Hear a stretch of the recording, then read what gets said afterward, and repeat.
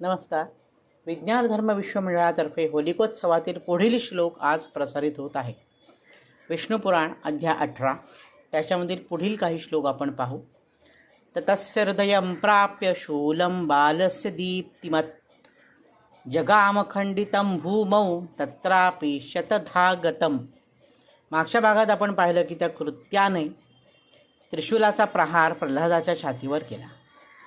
त्यावेळी प्रल्हादाच्या छातीवर ते तेजस्वी त्रिशूल आपटलं आणि जमिनीवर खाली पडलं. ते त्रिशूल जमिनीवर पडल्यावर सुद्धा त्या त्रिशूलाचे शेकडो तुकडे तुकडे झाले. म्हणजे त्रिशूलाचा सुद्धा तिथे निभाव लागला नाही. इतका प्रल्हादाचा देह वज्राप्रमाणे कठीण होता. म्हणजेच भगवंतांनी प्रल्हादाला वज्रदेही बनवलेलं होतं.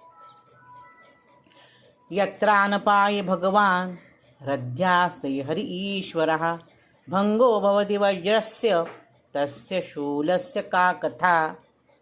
आता ह्याचं त्यांनी कारण दिलेलं आहे तिथे की असं का घडलं. तर प्रल्हादाच्या हृदयात निरंतर भगवंतांचं नामस्मरण चालत होतं. हे आपल्याला माहिती आहे. आपल्याला सगळ्यांना प्रल्हादाची कथा माहिती आहे.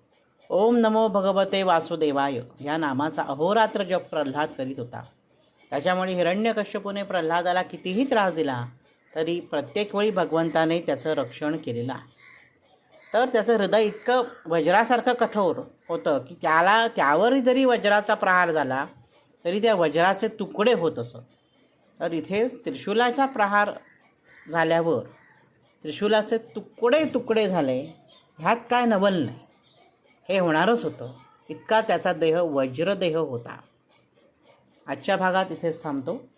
नवनवीन माहितीपूर्ण व्हिडिओ पाहण्यासाठी ऐकण्यासाठी वैभव दातार ऑफिशियल हा माझा यूट्यूब चॅनल जरूर सबस्क्राईब करा. धन्यवाद.